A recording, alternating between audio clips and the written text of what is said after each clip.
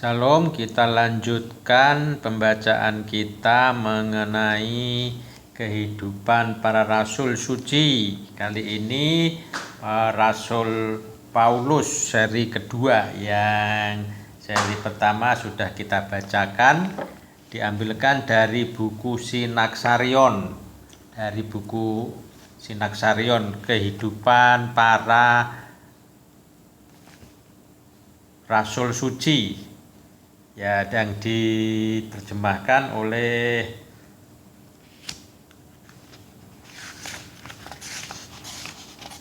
Romo Presbiter Jovintus Agastian dari Gereja Ortodoks Indonesia. Dari buku Sinaksarion kita lanjutkan pembacaan Rasul Paulus.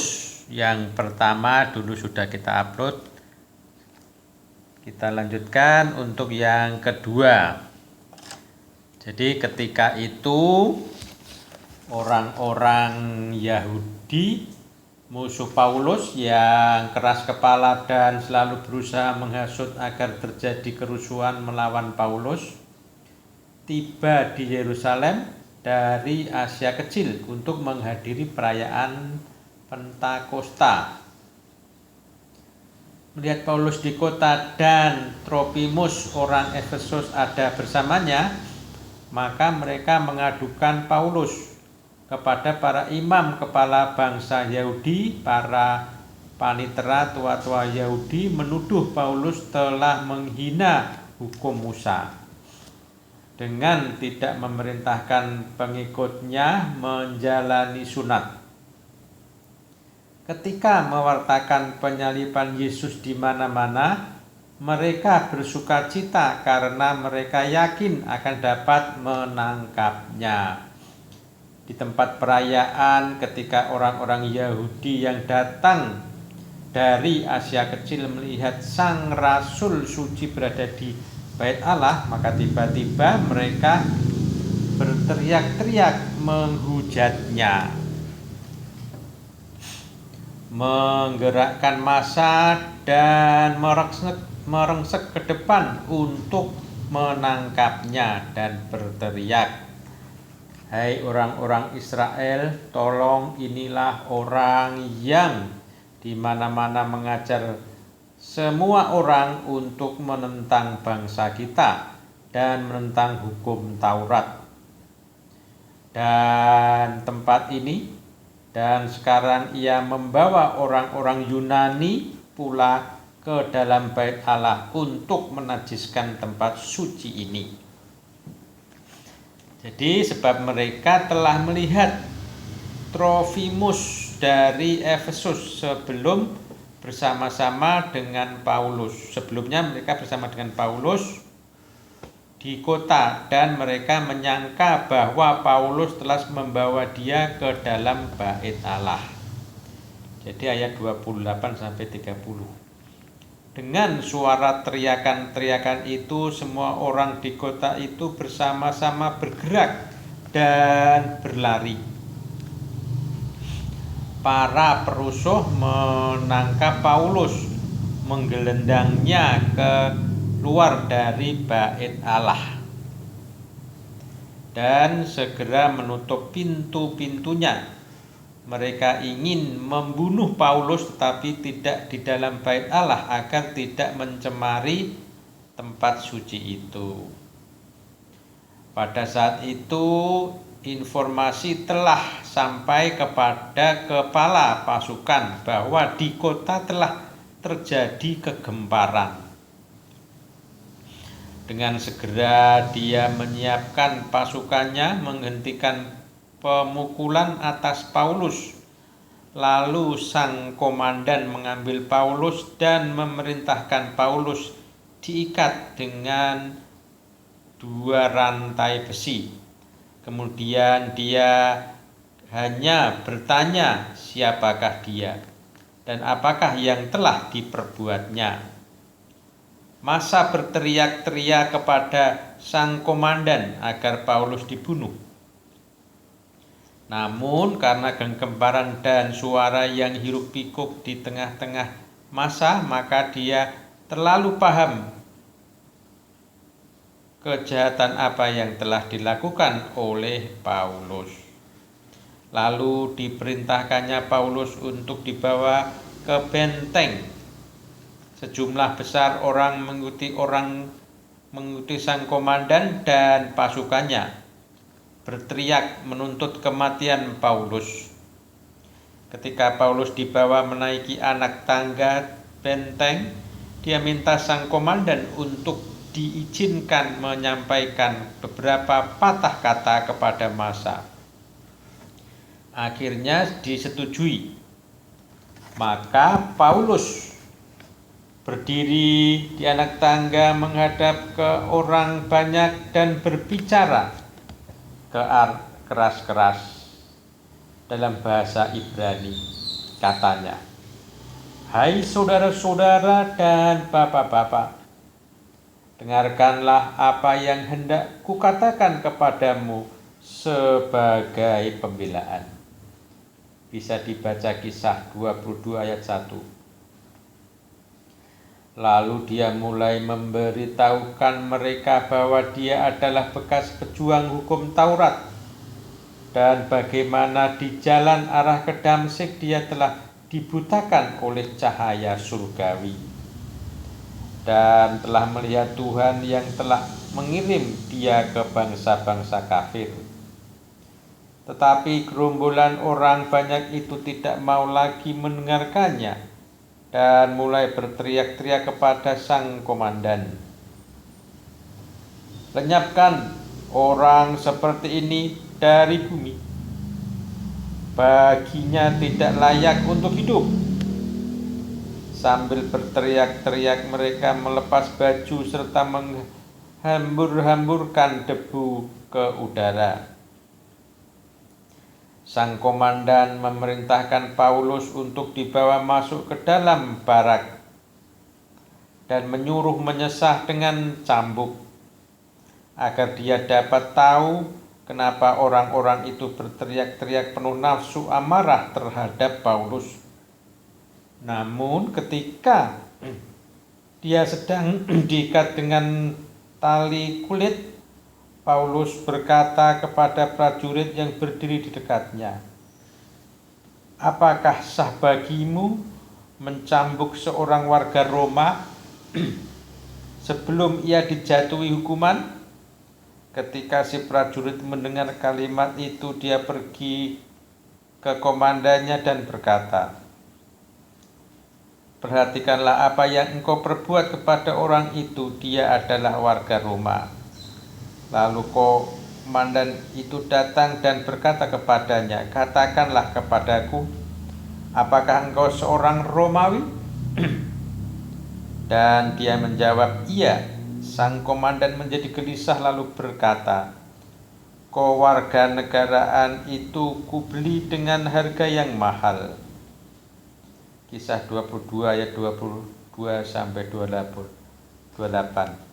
Segera dia melepaskan Paulus dari ikatan itu. Pada hari berikutnya, sang komandan memerintahkan kepala imam untuk seluruh Sanhedrin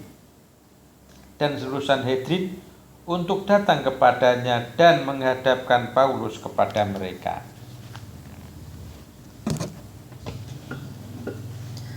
Paulus menatap mata para Sanhedrin dan berkata, "Hai saudara-saudara, aku telah hidup selalu menuruti hati bersih di hadapan Allah sampai hari ini."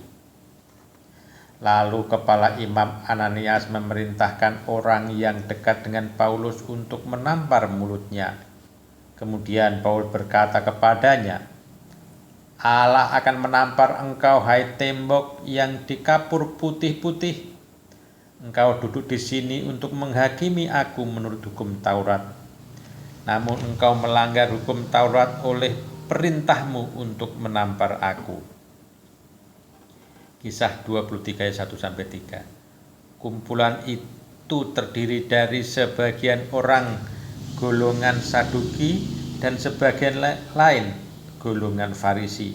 Paulus berkata, "Saudara-saudara, aku adalah Farisi, anak dari orang Farisi yang berpengharapan akan kebangkitan orang mati." Dan ketika dia mengatakan kalimat itu, timbullah pertikaian antara orang-orang Farisi dan orang-orang Saduki, sehingga orang banyak menjadi terbelah. Orang-orang Saduki berkata tidak ada kebangkitan orang mati, tidak ada malaikat-malaikat ataupun roh-roh. Namun orang-orang Farisi mengakui semuanya itu. Dan timbullah kegalauan besar, kegaduhan besar. Dan ahli-ahli kitab dari golongan Farisi berdiri memihak lalu menantang dengan tajamnya, berkata, "Kami tidak menemukan kejahatan atas orang ini." Kisah 23 ayat 6-9. Namun golongan Saduki membantahnya dan pertikaian besar berlanjut. Sang komandan takut kalau kumpulan-kumpulan itu akan merobek-robek Paulus berkeping-keping dan memerintahkan tentara untuk mengambilnya dari tengah-tengah mereka dan membawa kembali ke dalam benteng. Malam berikutnya Tuhan menampakkan diri kepada sang suci Paulus dan bersabda, "Kuatkanlah hatimu, sebagaimana engkau dengan berani telah bersaksi tentang aku di Yerusalem. Demikian jugalah hendaknya engkau pergi bersaksi di Roma." Kisah 23 ayat 11. Ketika hari siang, sejumlah orang Yahudi mengikat sumpah bersama dan tidak akan makan ataupun minum sampai mereka berhasil membunuh Paulus. Dan mereka lebih dari 40 orang yang membuat konspirasi. Ayat 12-13. Ketika mendengar hal itu, maka sang komandan mengirim Paulus dengan penjagaan ketat ke sang penguasa Felix di Kaisaria. Ketika mengetahui hal itu, maka imam besar Ananias dan anggota senior dari Sanhedrin berangkat ke Kaisaria serta memfitnah Paulus di hadapan sang penguasa dan dengan suara keras menginginkan kematian Paulus. Namun mereka menemui kegagalan karena tidak ada kesalahan didapati pada Paulus yang sebanding dengan hukuman mati. Namun sang penguasa karena ingin menyenangkan hati orang-orang Yahudi tetap menahan Paulus dengan dirantai di penjara. 2 tahun telah berlalu dan Portius Festus menggantikan Felix sebagai penguasa. Imam-imam kepala meminta kepadanya untuk mengirim Paulus ke Yerusalem. Mereka melakukan itu dengan maksud jahat. Mereka berharap dapat membunuh Rasul Kristus di tengah perjalanan nantinya. Festus karena ingin menjilat orang Yahudi biar senang, maka dia bertanya kepada Paulus, "Maukah engkau ke Yerusalem diadili atas perkara ini di hadapanku?" Paulus menjawab, "Aku sekarang berdiri di sini di hadapan pengadilan Kaisar dan disinilah aku harus dihakimi. Seperti engkau sendiri tahu, benar-benar sedikit pun aku tidak berbuat salah terhadap orang Yahudi. Jadi jika aku benar-benar bersalah dan berbuat sesuatu kejahatan yang setimpal dengan hukuman mati, aku rela mati. Tapi jika apa yang mereka tuduhkan itu terhadap aku ternyata tidak benar, tidak ada seorang pun yang berhak menyerahkan aku sebagai suatu anugerah kepada mereka. Aku naik banding kepada Kaisar. Kisah 25 ayat 9 sampai 11. Lalu Festus berunding dengan penasihat-penasihatnya, kemudian menjawab. Paulus katanya, engkau telah naik banding kepada Kaisar, jadi engkau harus pergi menghadap Kaisar. Ayat 12. Beberapa hari sesudahnya datanglah Raja Agripa ke Kaisaria untuk bertemu Festus. Dan dia telah mendengar tentang Paulus, lalu dia ingin menemuinya. Maka dibawalah Paulus ke hadapan Agripa dan Festus. Paulus menceritakan kepada mereka tentang Tuhan Yesus Kristus dengan telitinya, dan bagaimana dia menjadi percaya kepadanya. Sehingga Raja Agripa berkata, hampir saja kamu berhasil meyakinkanku untuk menjadi orang Kristen. Lalu Paulus berkata, aku mau berdoa kepada Allah supaya segera atau lama-kelamaan bukan hanya engkau saja, tetapi semua orang lain yang hadir di sini dan yang mendengarkan perkataanku menjadi sama seperti aku, kecuali belenggu-belenggu ini. Kisah 26 ayat 28 sampai 29. Sesudah kalimat itu, sang raja, sang penguasa, dan mereka yang bersamanya bangkit berdiri dan pergi meninggalkan ruangan, lalu berbicara satu kepada lainnya, lalu memutuskan. Orang ini tidak melakukan sesuatu pun yang layak menerima hukuman mati ataupun untuk dipenjara. Lalu kata Agripa kepada Festus, orang ini dapat dibebaskan seandainya tidak mengajukan banding kepada Kaisar. Ayat 31 sampai 32. Kemudian mereka memutuskan untuk mengirim Paulus kepada Kaisar di Roma dan beserta dia juga beberapa tahanan lainnya ke perwira resimen kekaisaran yang bernama Julius. Lalu dia membawa para tahanan itu dan Paulus naik ke sebuah kapal dan mulai berlayar. Perjalanan mereka penuh dengan bahaya yang disebabkan angin sakal, dan ketika kapal itu sandar di pulau Kreta dan berlabuh jangkar di pelabuhan yang bernama Fairhavens, sang Rasul Suci mendapatkan suatu penglihatan apa yang akan terjadi hari esok. Lalu menasehati mereka yang berwenang agar tetap bertahan dulu di dalam pelabuhan sampai musim dingin berakhir.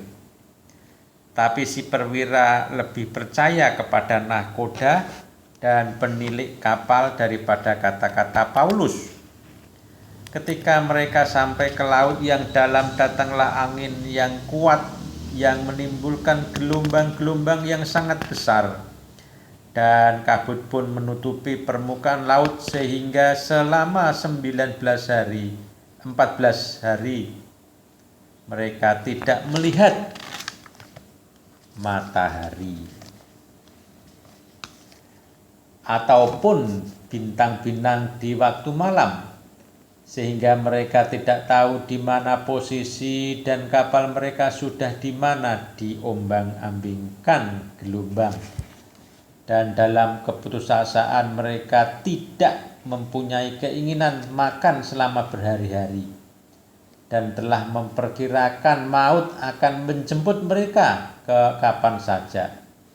Ada 276 orang di atas kapal itu. Lalu Paulus berdiri di tengah-tengah mereka terus menghibur mereka dengan berkata, saudara-saudara, Jika sekiranya nasihatku dituruti supaya kita jangan berlayar dari kereta, kita pasti terpelihara dari kesukaran dan kerugian ini. Tapi sekarang juga, dalam kesukaran ini aku menasihatkan kamu supaya kamu tetap bertabah.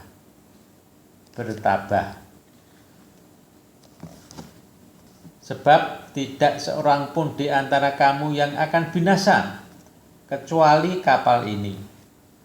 Karena tadi malam seorang malaikat dari Allah, yaitu dari Allah yang aku sembah sebagai miliknya, berdiri di sisiku. Dan ia berkata, "Jangan takut Paulus, engkau harus menghadap Kaisar. Dan sesungguhnya oleh karena Allah, maka semua orang yang ada bersama-sama dengan engkau di kapal ini akan selamat karena engkau. Sebab itu tabahkanlah hatimu, saudara-saudara, karena aku percaya kepada Allah bahwa semuanya pasti terjadi sama seperti yang dinyatakan kepadaku." Kisah 27 ayat 21-25. Paulus lalu membujuk semua orang untuk makan dengan berkata, "Ini untuk kesehatan kalian. Yakinlah tidak akan ada selembar rambut pun akan terlepas dari kepalamu." Ayat 34. Lalu Paulus mendahului mereka mengambil roti, mengucap syukur kepada Allah, memecah-mecahkannya dan mulai makan. Ketika senja tiba, mereka melihat daratan tetapi tidak mengenal daratan apakah itu.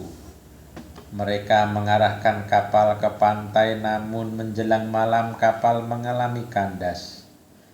Haluan kapal dengan cepat tertancap sementara buritan hancur berkeping-keping dipukul ombak besar.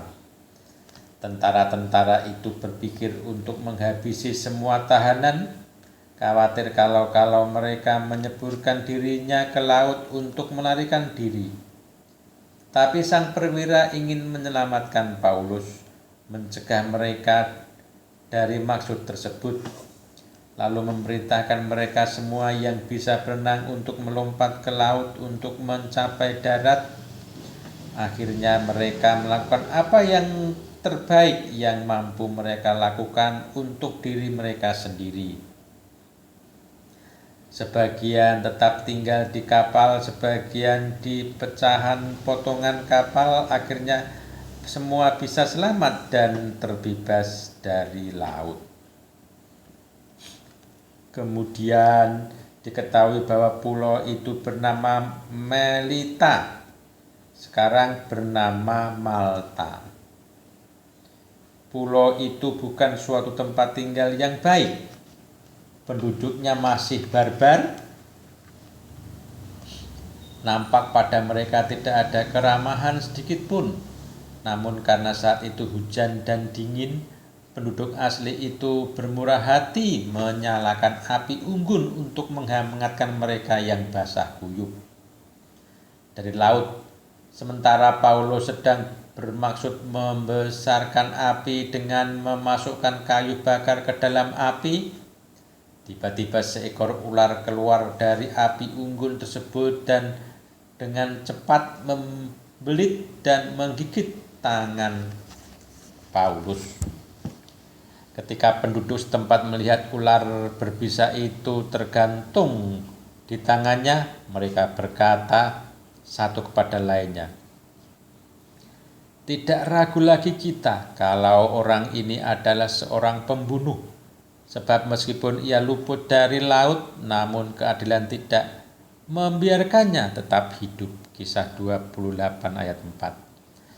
Tetapi Paulus mengibaskan ular itu ke dalam nyala api dan dia tidak menderita apapun. Mereka memperkirakan sebentar lagi Paulus akan bengkak besar atau bahkan mati, tapi lama ditunggu kelihatan bahwa dia tidak terpengaruh. Mereka lalu berubah pikiran dan berkata bahwa Paulus adalah seorang dewa.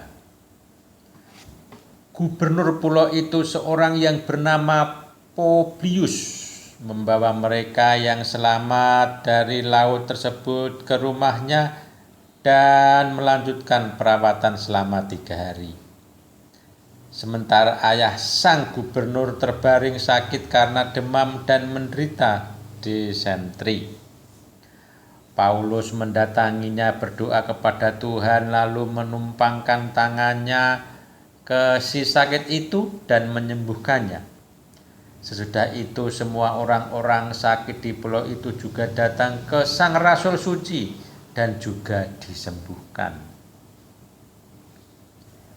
3 bulan kemudian semua yang terdampar termasuk sang rasul berlayar lagi dengan kapal lain. Lalu sampailah ia ke Siracuse, lalu ke Rhegium, lalu sampai ke Puteoli, dan akhirnya sampai ke Roma. Dan ketika saudara-saudara seiman di Roma mendengar berita kedatangan Paulus, mereka menyongsongnya, bahkan sampai Forum of Applus dan The Three Taverns. Ketika melihat mereka, roh Paulus merasa terhibur dan bahagia, lalu dia bersyukur kepada Allah.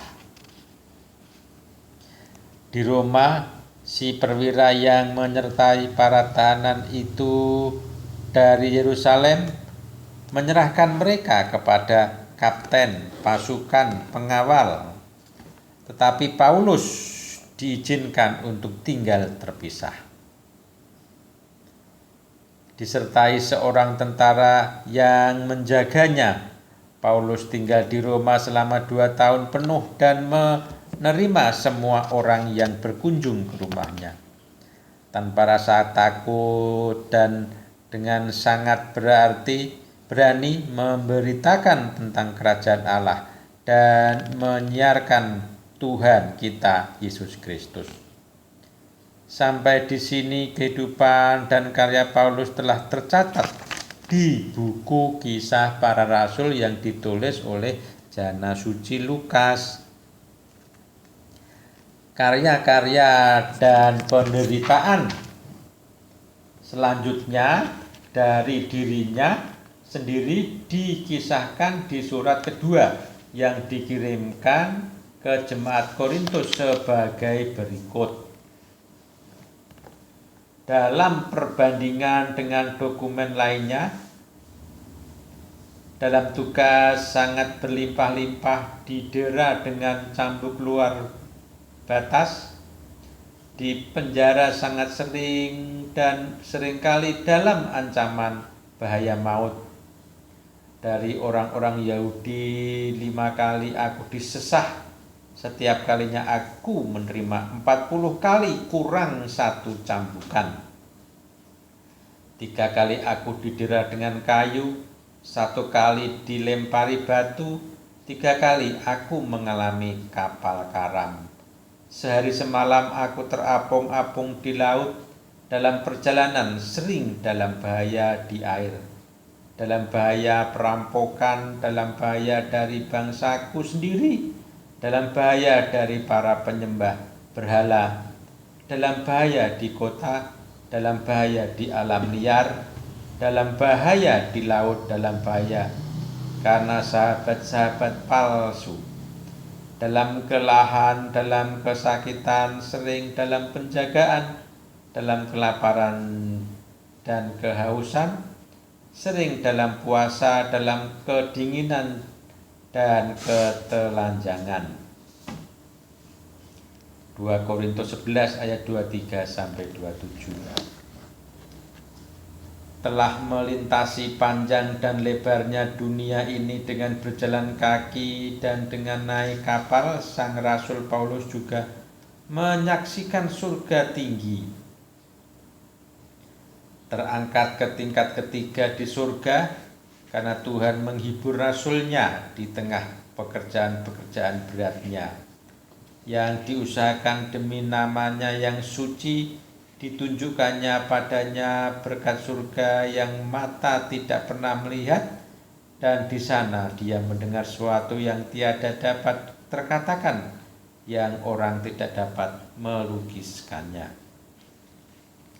Bagaimana sang Rasul Suci menyelesaikan sisa dari perjuangannya dalam hidup dan aktivitasnya, Eusebius Pempilus, uskup dari Kaisarea di Palestina, sejarawan kisah-kisah gereja, menyebutkan di buku keduanya yang berjudul Ecclesiastical History, Sejarah Gereja, dia menuliskan bahwa sesudah 2 tahun dalam tahanan Roma, sang Rasul Suci Paulus dibebaskan sebagai orang yang tidak bersalah atas kejahatan apapun yang dituduhkan kepadanya.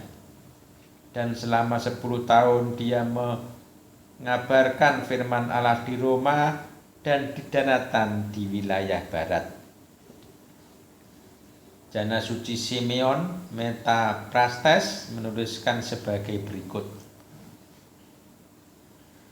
Sesudah penahanan di Roma, sang Rasul bekerja menyebarkan kabar baik tentang Kristus. Kemudian meninggalkan Roma, dia menjelajahi Spanyol, Galia, dan seluruh Italia. Menerangi orang-orang dengan cara cahaya iman percaya dan mengubah keyakinan mereka dari penyembah berhala kepada Sang Kristus. Ketika dia di Spanyol, seorang perempuan bangsawan dari dan kaya raya, Cantipe namanya, mendengar pengajaran Rasul tentang Kristus, ingin menemui Sang Rasul Paulus, lalu membujuk suaminya Probus meminta agar sang Rasul Suci datang ke rumahnya, sehingga dia dapat dengan ramah memberikan pelayanan dengan baik kepada Paulus.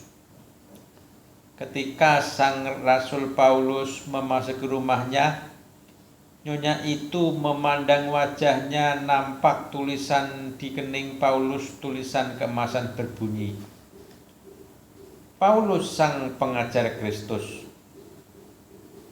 Ketika dia melihat tulisan itu dan orang lain tidak bisa melihatnya, dia tersungkur di kaki sang Rasul dengan sukacita dan ketakutan, lalu mengaku Kristus sebagai Tuhan sejati dan memohon agar dia dibaptis. Cantipe adalah orang pertama yang menerima baptisan. Dia kemudian diikuti suaminya Probus dan semua penghuni rumahnya, sebagaimana juga